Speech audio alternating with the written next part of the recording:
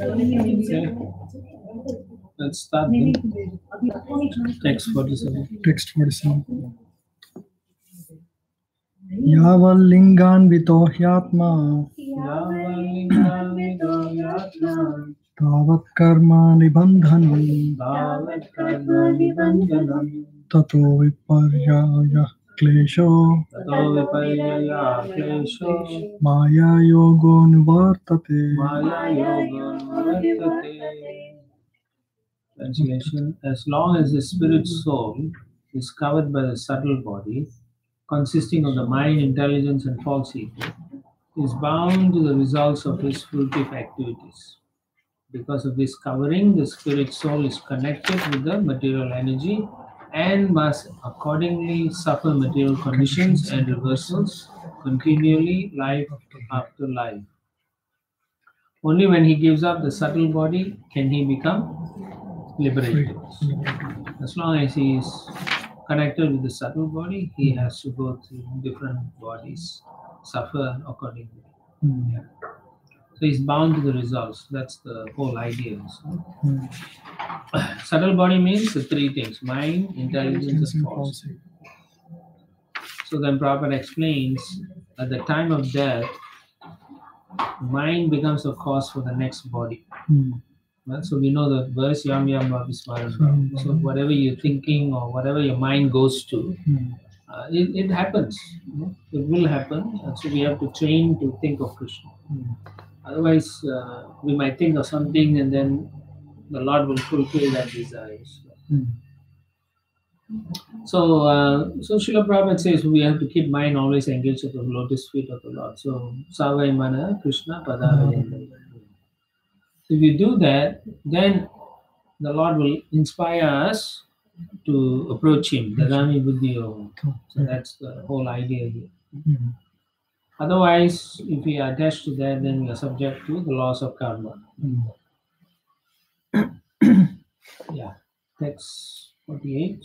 Vitatabin vesho ayam Vitatabineveshoyam yadgune svardhidridvacha Yadguneshvartadrikvachaha yata manoratha swapna sarvam aindriya yakam risha.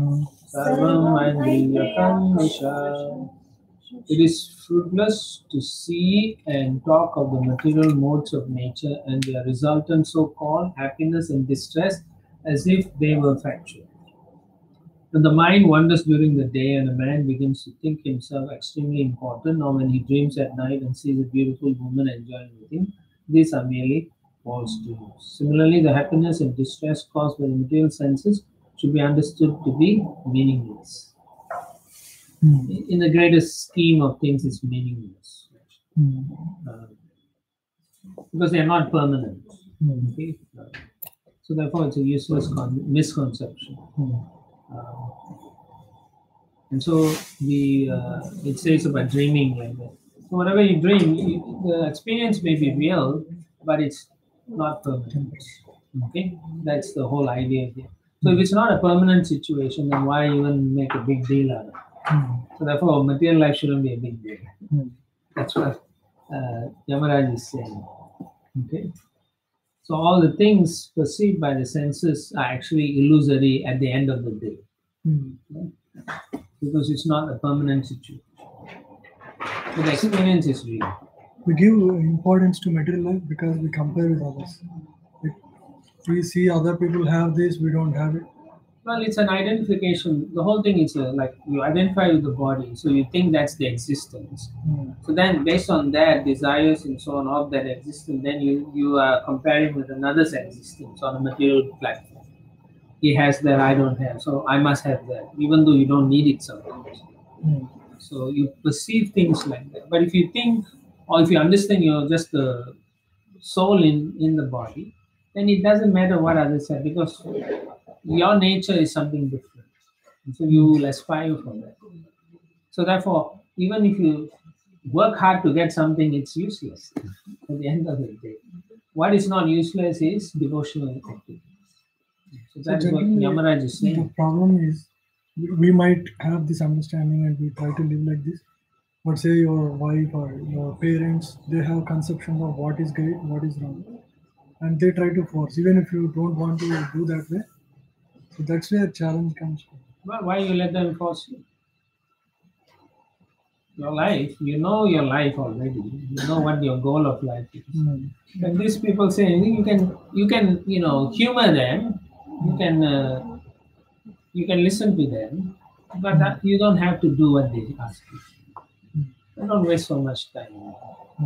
That's when people. Because that's end of the day, that's what they are supposed to do, make your life difficult. The living entities that you interact are either going to make you feel happy a little bit or sad.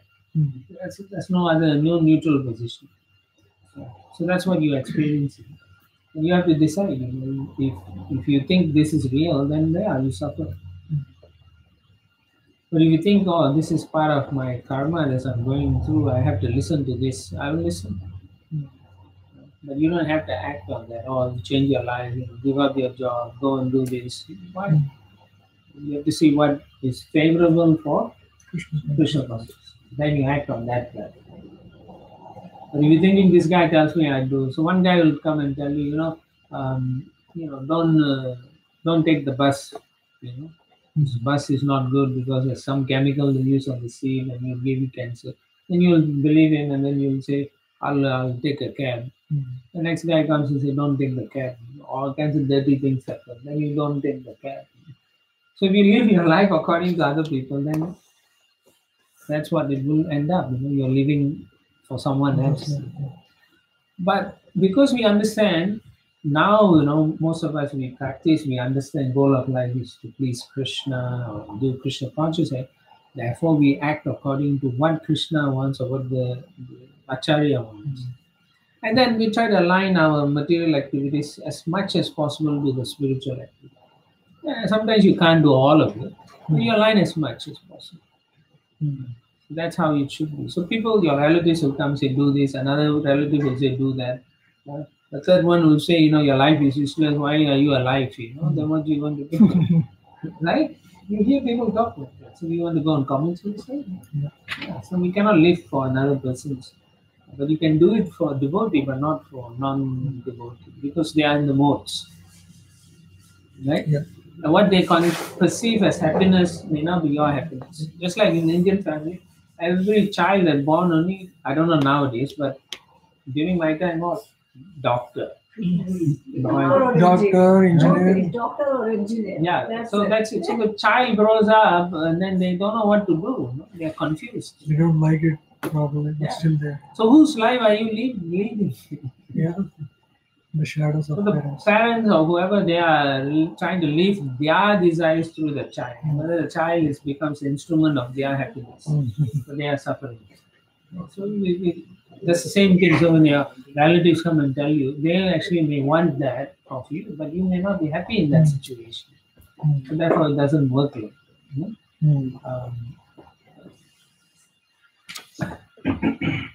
So anyway, we should strive to get out of this bondage of karma. That's the point here. We are trying to strive for it. Because the material happiness and distress are like dreams. Therefore, the identity with this material existence is actually useless. Because it's either one or that, and it's not a permanent situation. So when we say, oh, my life is like that, I'm forced to do that, you talk as if your life is permanently situated. So that's again a wrong, false understanding. It's not a permanent situation. Real permanency is the spiritual world. So otherwise, what do? You work hard, you do a very good parent or a very good karma, then karmi, you act, do your rituals, you go to heavenly planet. That's all. And then after a while, you have to come back again. So even your heavenly existence is also temporary. So it's all a dream in the end. That's the. So if you want to live this world through your senses, then it's a false existence. Because our existence is spiritual. So that's the point here in this purports also. Text 49.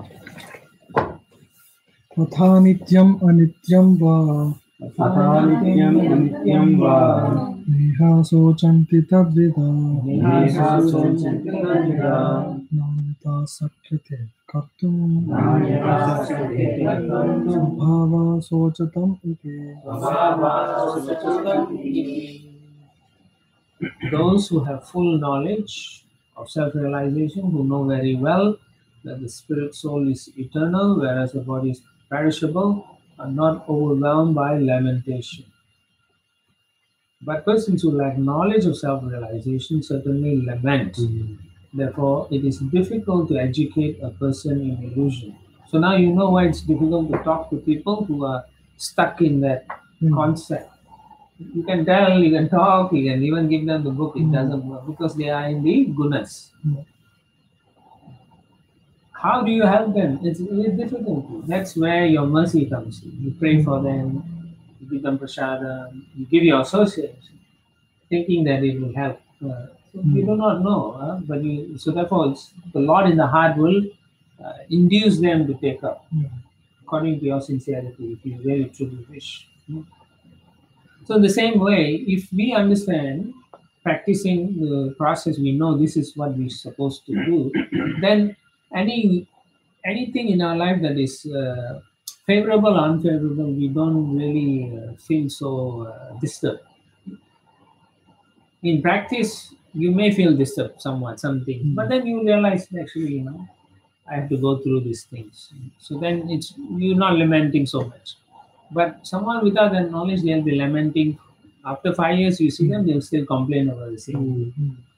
So similarly, as devotees, we keep complaining, that means we are actually identifying with the body. Okay. So then the purport Srila Prabhupada highlights like people who think that like Mimamsa philosophers, everything is eternal, nitya, and according to Sankhya, everything is nitya or anitya, impermanent. Nonetheless, without real knowledge of Atma, the soul, such philosophy must be bewildered. Right? So they think if you work hard, you get some result that is eternal, but that is not true. Yeah. So Mimamsa it's not a permanent situation. But Prabhu, every time it's a material concept. When we don't get any success in anything, we judge ourselves with that. Okay, maybe I didn't put that much of effort. Maybe I didn't do that. Yeah, because that's the culture you grow up in. It makes you find faults in yourself. But for what benefit? Now, in practice of Krishna consciousness, you find fault in yourself to improve is a positive endeavor. But in the material world, you say, oh, I didn't work hard, so I didn't get the promotion. But how do you know? It's subjective. Your boss may not like you, so no matter how hard you work, but if you are pure devotee, you don't mind. Whatever the result is, you don't care. You just continue the service. But if you are this ordinary person thinking like, oh, maybe I didn't do well, you may be a fool. Not understanding that you actually been used like a mule or an ass or a donkey. They are using you to get for their own advancement or advantage. So therefore, if you don't have Krishna consciousness, then you have only other things to discuss, which is what in the Canto 2 we studied, right? In the beginning. Yeah, Shruta Vyani Rajan. They have so many sahasra.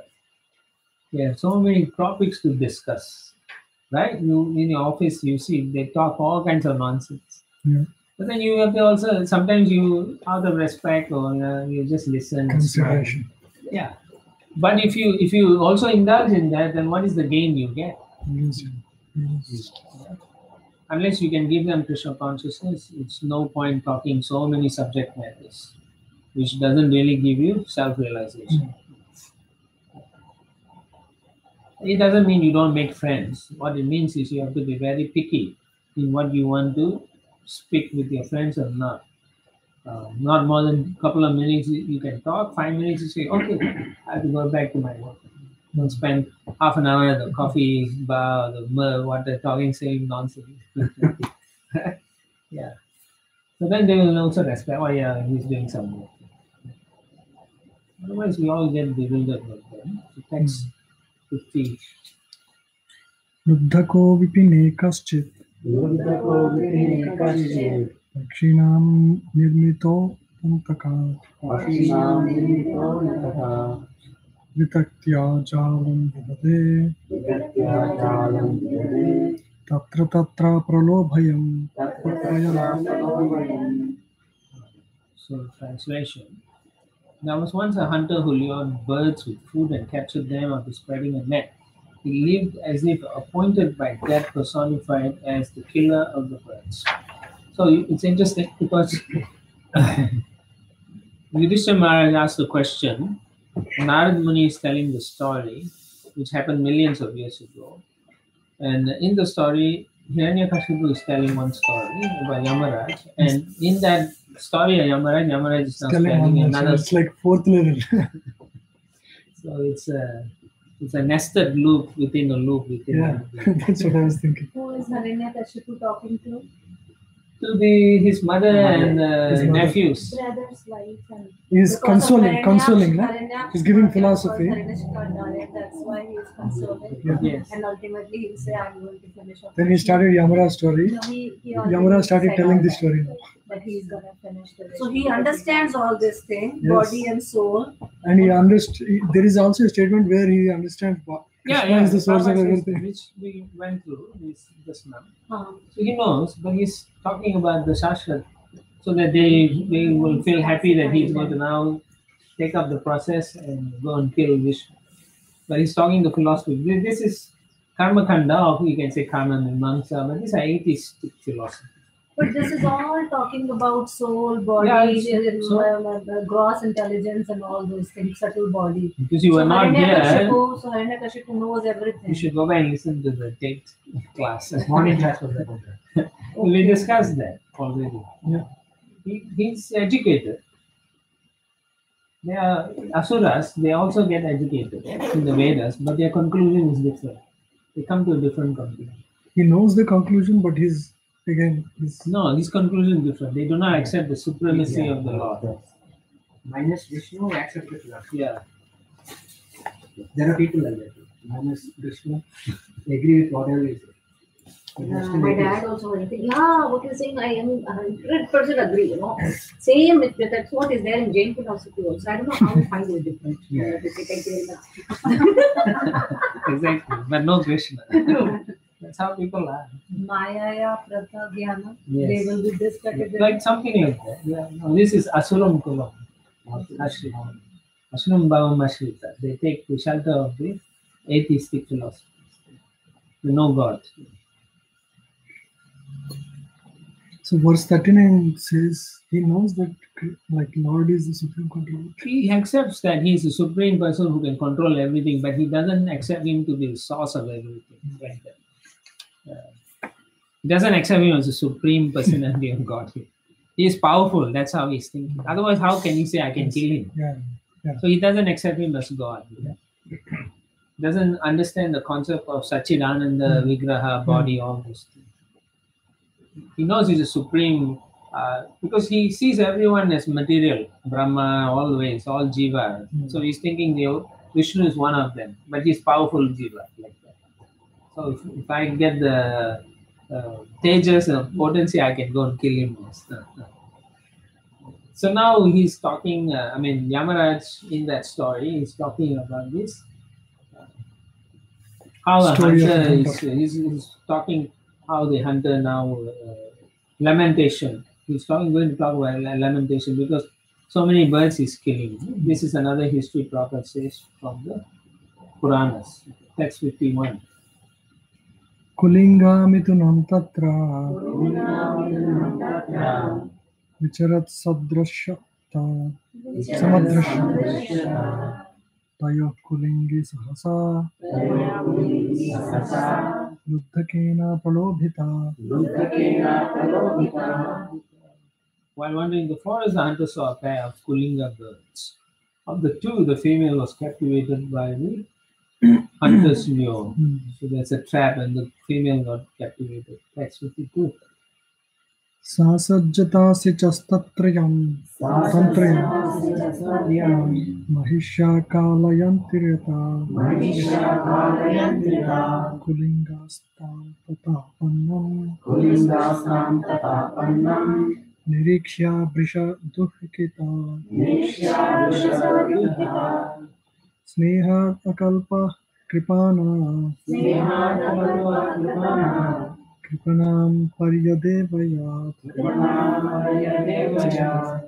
O queen, O queens of Suyagna, the male Kulinga bird, seeing his wife put into the greatest danger in the grip of providence, became very unhappy. Because of affection, the poor bird, being unable to release her, began to lament for his wife. So the story is about lamentation. And whether one should lament or not is what the conclusion will come to, and why we lament and why we don't lament. Text 53. Aho akaruno deva Sriya karunaya vibhu Kripanam anusocantya Dinaya kim karishyati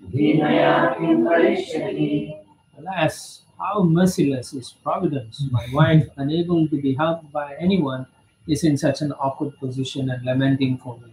What will providence gain by taking away this poor bird? What will be the profit?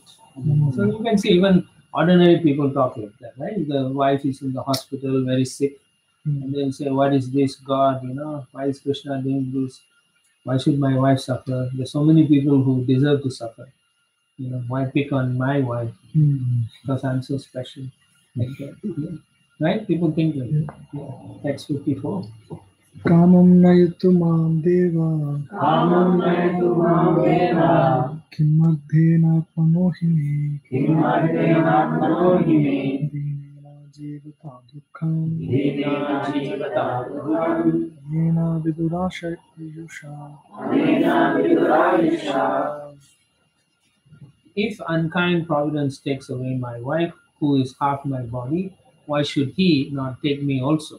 What is the use of my living with half of my body bereft of by loss of my wife? What shall I gain in this way? Basically, he doesn't want to live. This is part of attachment. Okay? Text 55. Remember, I was telling you the story about the man? He was crying, and then after 6 months, he was okay. Text 55. Katampa ajata paksham stam Matrihinam vibhaminam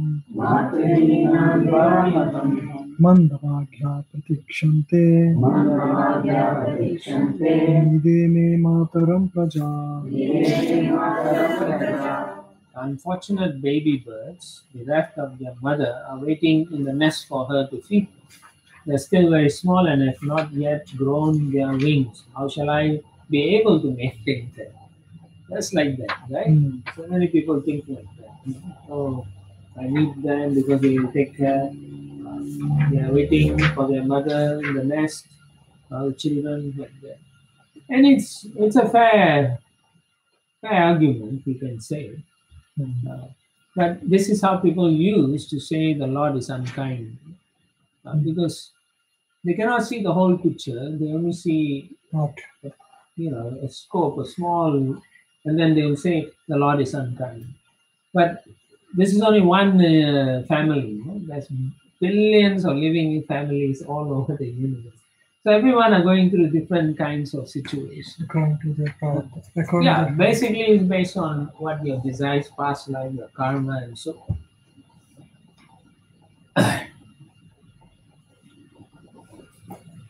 So the point is, if the Supreme Personality Godhead, Prabhupada, protects one, even though one is fatherless or motherless, one can be maintained by the goodwill of the Lord. Otherwise, if the Supreme Lord does not give one protection, one must suffer in spite of having a parent. Okay? So, like the other example that we spoke this morning, another example is that sometimes a patient dies in spite of a good physician and good medicine. Operation successful, patient died. Thus, without the protection of the Lord, one cannot live with or without parents.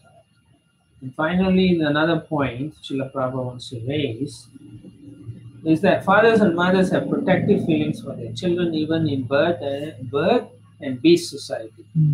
So there is some affection there.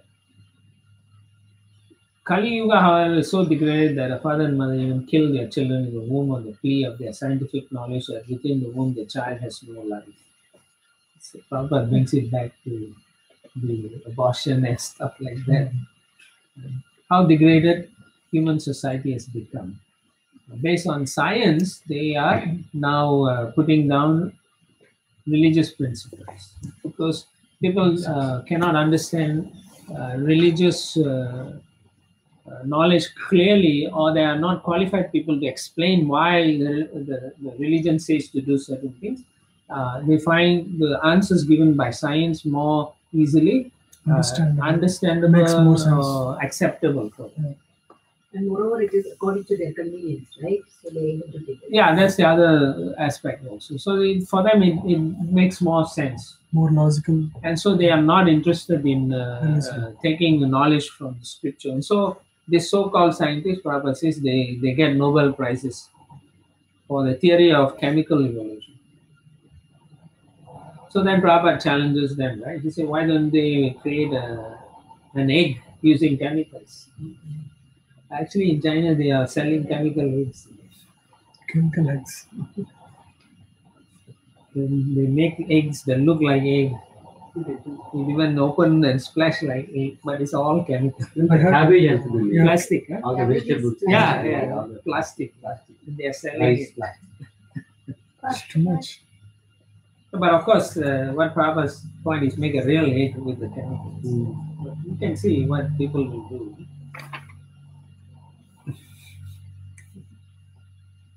So without proper knowledge and understanding, people will put forward their own theories and then act on it. So this category of scientists, Prabhupada says, are Maya Parikalpa, since you ask him. But Hiranyakashipu is on the Asura platform. He has all the knowledge, but he doesn't accept the superior position of God. Text 56. Evam kulingam vilapantamara Priya yoga turamasrukantam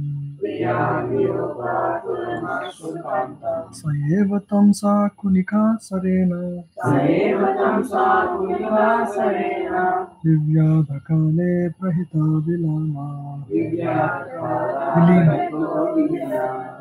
Because of the loss of his wife, the Kulinga bird lamented with tears in his eyes. Meanwhile, following the dictation to mature time, the hunter was very carefully hidden in the distance, released his arrow, which pierced the body of the Kulinga bird and killed him. So even he also. So we lament about things and not focused on our goal of life. So what it means is because we are pursuing other things, in time, the serpent of time will come and kill us. Death will come. So we should be very careful not to get sidetracked from the goal of life. Okay. Text 47. Evam yuyam apashyanta Atmapayam abuddhaya Nainam prapsyata sochantya Patim varsa satairapi. Thus Yamaraj, in the guise of a small boy, told all the queens, you are also foolish when you lament, but do not see your own death. Afflicted by a poor fund of knowledge, you do not know that even if you lament for your dead husband for hundreds of years, you will never get him back alive. And in the meantime, your lives will be finished. And these people do that also. Sometimes you find, due to a lot of affection, let's say some parents, they lost their child, And they cannot forget that. They will be talking about that for years, years. I know couples like that. The child died when he was in college, and they are devotees, but they always speak about the death of the son. And they are now in their late 70s. So it's very hard when you get into all this. In one sense, you can say you are, if as a devotee, then people will accuse us of not having compassion. Yeah. But then the other point is when do you stop lamenting? Right? How do you know when to stop? Then they will say, how do you know? I lost. You do not understand what I have gone through. But having understood or read from the beginning of the canto, we know our life is all temporary. So whatever we have lost, it's going to be either at that time you lost or you're going to lose them anyway at the another time. So sometimes people will argue, say, why cannot be later on? But the thing is, even if they die later, you still will lament. You know what I'm saying? You will still lament. That attachment is what makes you feel that way. So therefore, he's saying you can hold the body, put him in the oil, like the Egyptian things. You put him in this, embalm them, or put him in an oil, and lament for 100 years. He says he's still not going to become a lucky. And instead, the most sure thing that can happen is you will die. So therefore, to lament on something, after a certain period, lamentation is acceptable. The scripture says one should lament. But you cannot lament forever. So it's never going to change, no matter how you lament. So people want to live forever. That's basically what it is. The queens are lamenting because they enjoyed that relationship and they want it to be eternal. But eternal life is not granted in this material world. It's only in the spiritual world. And that is what we are all lamenting for. Actually, that's what we hanker for. We want to do everything forever, enjoy it forever. But really, that's in a spiritual world. You can't do it here. It has restrictions in this world. So we need to accept that. Of course, nowadays, as Prabhupada says, they're trying to make plans, scientists, to see how we can live forever. They're doing genetics to say they can find the genes that can make you live forever. You can live long, but not. Even Brahma has to die. And he lives for a very, very long time. 311 trillion, 40 billion years. That's a long time. It's a long time. Even he has to die. So that's the material world. 58. Shri Hiranyakashipur Uvacha Bala evam pravadati Sarve vismita chetasa Nyatayo me nire sarvam Nityam ayatotirtham. Hiranyakashipu said, while Yamaraj, in the form of a small boy, was instructing all the relatives surrounding the dead body of Suyagna, everyone was struck with wonder by his philosophical words. They could understand that everything material is temporary, not continuing to exist. So by his mercy, they got the ability to know that this material world is temporary. Yeah? So nowadays, young boys, if they talk like that, the older people say, shut up. They chase them away. What do you know? You don't leave us alone. It's like that because people are not trained enough. So you don't find young kids coming talking philosophy. The most they will say is how to play Pokemon, right? Or Fortnite, right? Like that. Correct. That's what people do. Huh? I don't talk about that. Yeah. What do you talk about? Krishna. Huh? What's that? Instagram. Huh? Instagram. Instagram. Technical. Snapchat. Yes. Snapchat. You're teaching her now. Since she doesn't have. Yeah, they Just teach us. her birthday today, 13. Oh, really? Jai. Oh, happy birthday. So, did you bring your cake? One got I cake twice. So you didn't give us.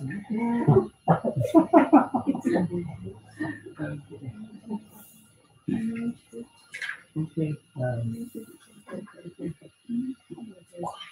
Unless there's a devotee telling us, we also won't know the temporary nature of this material. All of us, no? We also be trying to figure out how to be happy. When really, you really can't be happy in this world, and we all try to be happy. Never So, worked. Yeah, Never worked. Just like today is the first week of May, so this is in America. Everybody is watching a horse race. What is it? Horse race. Horse race? Yeah. It's a Kentucky Derby. Yeah, now they run. So the horse will run all the millions of people, and they have good fortune or bad fortune. Goes in 1 minute. The horse runs for 1 minute. Unless there's a devotee telling us all this are temporary, useless, we will also be part of this crazy world. Right? And then I remember also in college days, my friend was, we had the final exam, and then after when we were going back, he said, I'm going to buy 1 gallon of wine. I said, why? I'm going to drink and just sleep the weekend. So, I was shocked, he's going to drink a gallon of wine just to sleep. He says, oh, there's so much stress. So that is their understanding of Happiness. the joy of the exam pressures. It's a gallon of wine, and then the next whole week he'll be throwing up and headache, and God knows what may happen to him, right? So this temporary world we don't know until a devotee comes and opens our eyes, and then we can appreciate, and then we can understand we are eternal. At least theoretically we will understand, and we can, through the mercy of Prabhupada and pure devotees, we can appreciate this is meaningful, because the experience is we try it and we see the changes in our life also. So those are tangible evidence for us that this works. But we may not be putting in enough effort to get the full benefit of the practice. So all this discussion is for us to put our full hearts into the practice to get the results that we all want. Text 59. Yama etad upakhyaya tatraivantaradhita Jnatayo hi suyajnasya Chakruryat sampradikam. After instructing all the foolish relatives of Suyatna, Yamaraj, in the form of the boy, disappeared from the vision. Then the relatives of King Suyatna performed the ritualistic funeral ceremonies. Text 60. Atah sochata mayuyam param chatmanameva Katma Kaparo Vatra Sviya Parakya Eva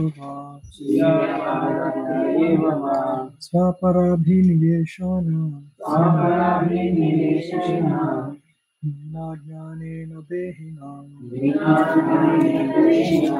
Therefore, none of you should be aggrieved for the loss of the body, whether your own or those of others. Only in ignorance does one make bodily distinctions, thinking, who am I? Who are the others? What is mine? What is for others? You see, he knows the philosophy. But the problem is he doesn't accept there's a supreme person. His concept is, yeah, we are eternal, We'll die, we'll come back, but we are meant to enjoy.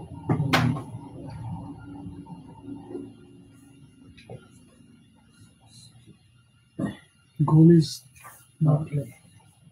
Well, the point here is, if you identify the self and others, you only do it due to ignorance.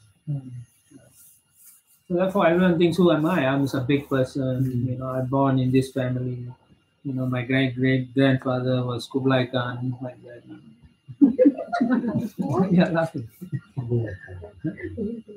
Huh? The guy in history. Huh? He's the guy.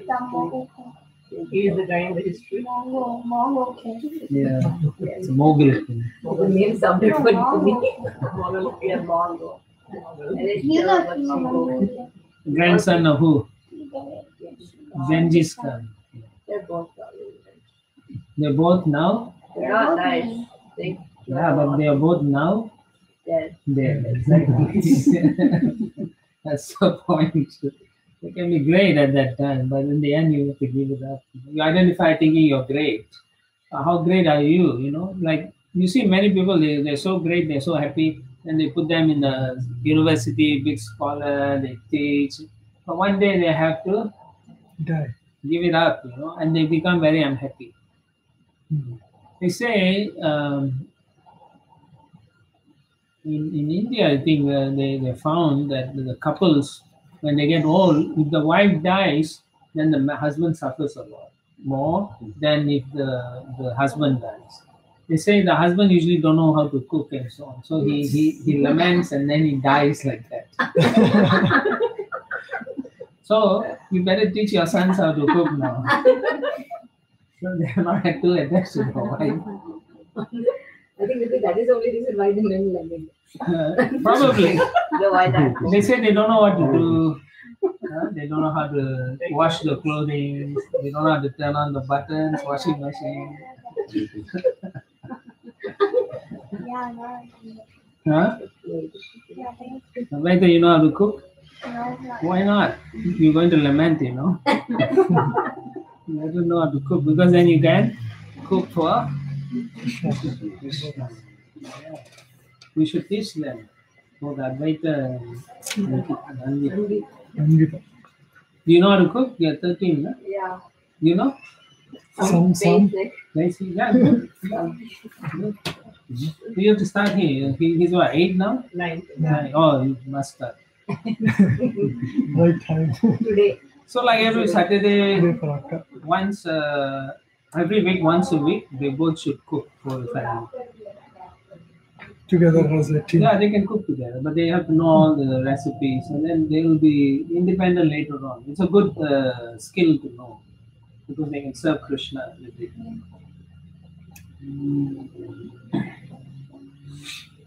So the whole idea is we should understand this science properly. Otherwise, we become Attached to wife. attached to one business. Do you know how to Attached cook, to Prabhu? material objects. Huh? Attached to Material material things. objects. Attached to material things. Do you know how to cook, Prabhu? Yes, Prabhu. Okay. That's good. That's good. All, Prabhu have to cooks on Sunday, I cook on Saturday. all the men should know. Otherwise, you'll be blackmailed. And bless.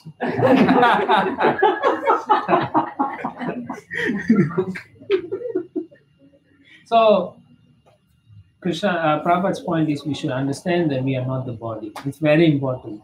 Huh? It's very important that we are not the body. And this situation of changing body will take place if we are not very careful in this life. And it may lead us to a bad situation if we are in the bodily concept.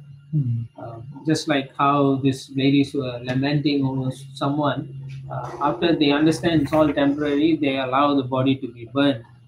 But that's only the start. The goal is to go back to the spiritual world. So if you understand and accept that, it becomes easy to work on it. If you don't accept that you're just the soul, then it's very hard to study and understand what Srila Prabhupada is like. Okay, so last verse.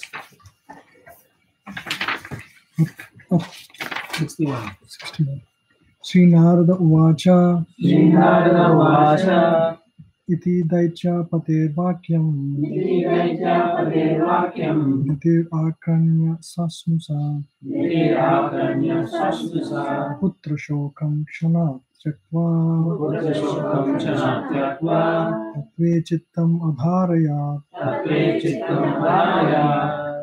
Sri Narada Muni continued, Diti, the mother of Hiranyakashipu and Hiranyaksha, had the instructions of Hiranyakashipu along with her daughter-in-law, Rusabhanu, Hiranyaksha's wife.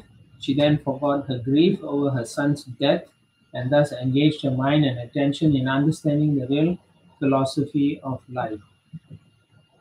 Prabhupada writes nicely, when a relative dies, one certainly becomes very much interested in philosophy. But when the funeral ceremony is over, one again becomes attentive to materialism.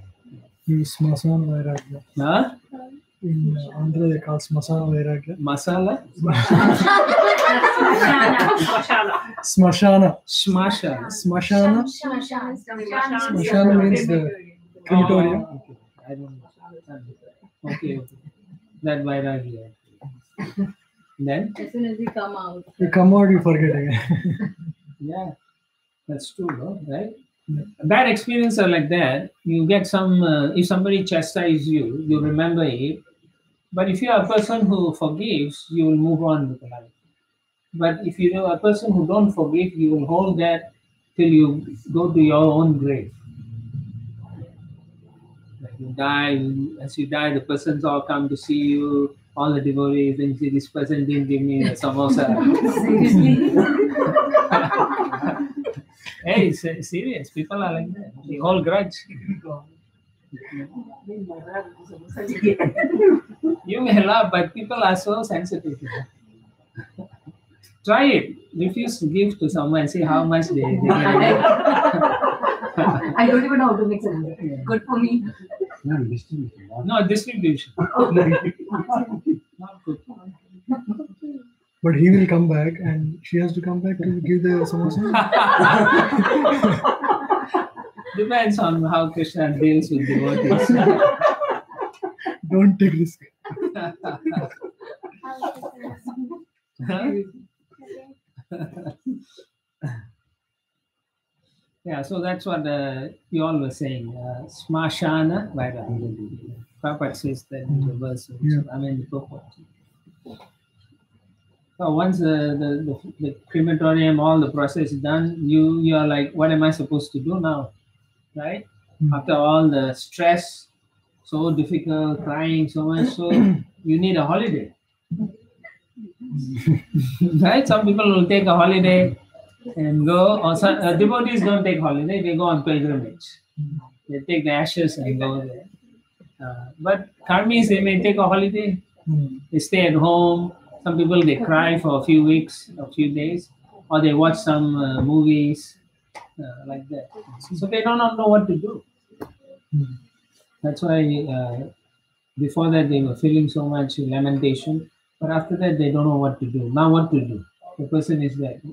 So philosophy is move on, enjoy your life now, before you also die. Right? That's how it is. The philosophy is before you die, you better enjoy as much as you can, which is what everyone is trying to do. And so there is a dichotomy, because they don't understand the goal of life. So their goal of life is to enjoy as much as possible before you cannot enjoy. But if they analyze their life situation, they actually cannot enjoy anyway, no matter how much they try. No matter how hard they try, they cannot be happy at all.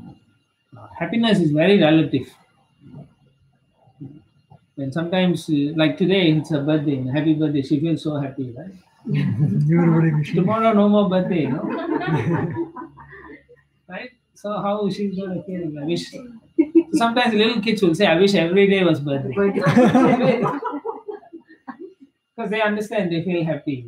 The adult may lie and say, no, it's okay, I'm not attached to it. But it's a fact. So with this, Prabhupada's mercy, we understand that actually we are all suffering. It may be less suffering for some people. Some people have more suffering. But we are all suffering. It's only a question of having a body is suffering actually. It's so much distress. Disease. And yeah, you don't know in the beginning how much distress is caused. When you're young, you don't feel it. But as you get old and old, you find the body gives you so much problems. No choice. Prabhu, I have some relatives, and I once talked to them about this goal of life and everything. One person said, taking care of kids, kids are your God. Just take care of them and do your duty. That's a what philosophy. it is. Other person said that, okay, yes, we are successful even after die, because there are many big people who died, but their name is still there in the world. What's wrong in that? We should work towards that. Because that's not the goal of life. That is wrong. To think is only a foolish person will think my name is there. After the World War, your name is gone. No? Nobody will remember. Right? The great people they'll remember. Maybe in history books you'll find. Right? Right? Just like Abraham Lincoln, you will only know because they study history. Otherwise, nobody cares. Right? Like Gandhi also now nobody hardly knows who's Mahatma Gandhi. Except those who study civil war and freedom march, then they will know. But now with the new generation of Indians with the high tech, they're not interested in what Gandhi is. They don't care. So all this talk is just to make themselves feel good. Which is why they say that. What is wrong with that? Because they are afraid. They don't have sufficient knowledge to accept that the philosophy you're saying, and they are afraid. And it's like what Krishna says in the 4th chapter. They are attached to some things and they cannot give up, or they are angry with all the philosophies because they tried and they couldn't achieve anything. They are very angry like that. Right? Vita raga, bhaya krodha. And so like that. So they are afraid of having a relationship also.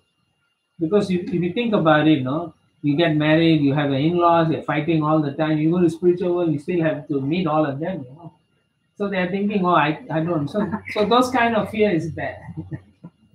So that is why they talk like that. So when they say this is, you should ask them, where is this such philosophy coming from? At least we can say it's coming from our scriptures, from the Vedas. It talks about goal of life. What is your goal of life? Who's your guru? What's the substance you're standing on? Like that. So when we discuss, we talk in a civil way, of course.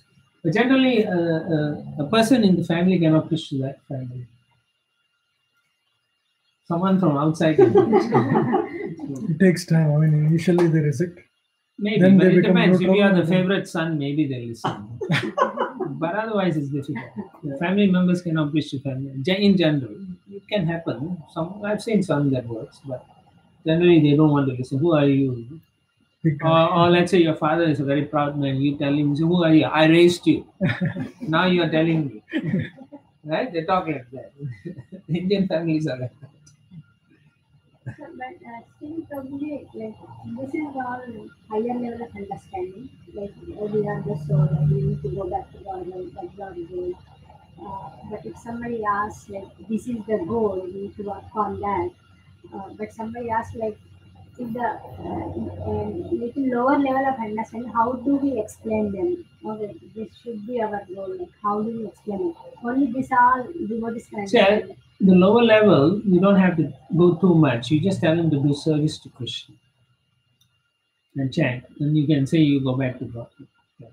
So if they are at that level of intelligence, then that's how they will accept that. No, but they would say that, the life is given, that we got the human form of life, it's not animal life. The human life to enjoy if they can understand that, then you can also say in the human form, scripture says the goal of life is this.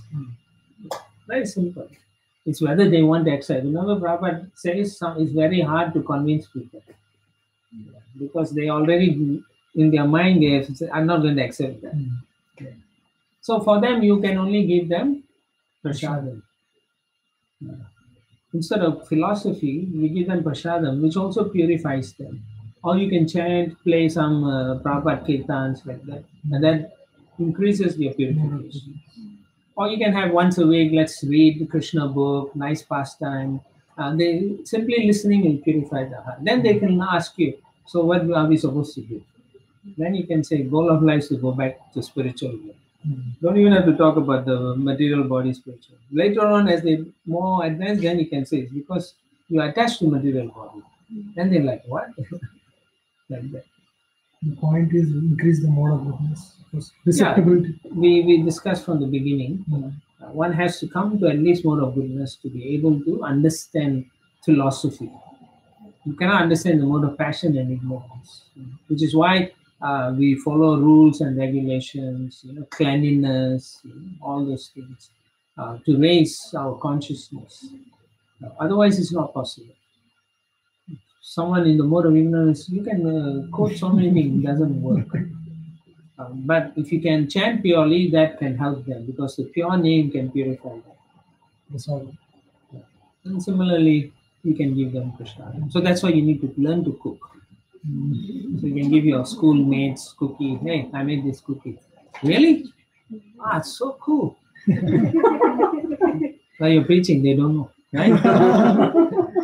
Silent preaching. Yeah. So you should bring cakes, cookies to offices and so on. That's the best way to make people in the mode of goodness. At least a little bit you have there. Okay, any other questions? Thank you. It's the end of the second chapter. We'll do third chapter tomorrow. Start at 10 again. And we'll finish same 2:30, 3 o'clock tomorrow. Same 2:30. Thank you for coming.